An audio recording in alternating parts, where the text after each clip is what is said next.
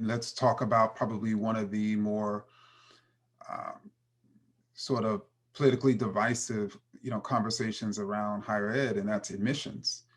And so before I talk about standardized tests, let's talk about, for many highly selective colleges and universities, the number one admissions factor in determining the sort of qualification of a student is that student success on college prep courses. So like AP courses and IB courses, on the theory, and it makes sense that if they're doing well in these courses, they could probably do well in college.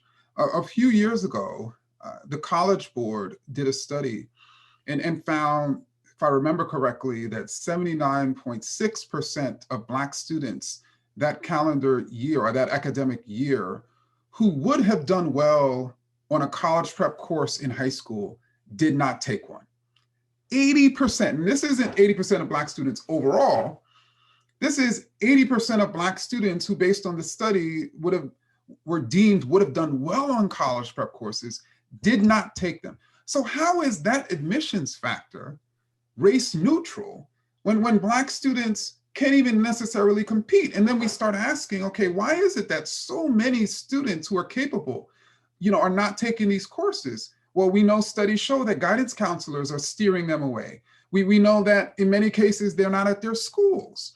But that's, again, considered race neutral. And we also know that of course, SAT tests are more predictive of the wealth of the parents of test takers than they are the success of students, at a particular college or university. And we also know that white median wealth in this country is 10 times the Black median wealth in this country. We also know that there's a multi-billion-dollar test prep industry where wealthier parents who are disproportionately white and even Asian, and typically the test prep companies are concentrated in their neighborhoods, have the ability to essentially legally cheat.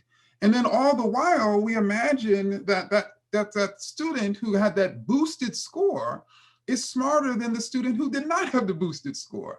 And I think that we really need to reflect and even rethink, those factors. Because, and let me just say that for me, as you stated, Tamiko, the question is not the intention of the policymaker.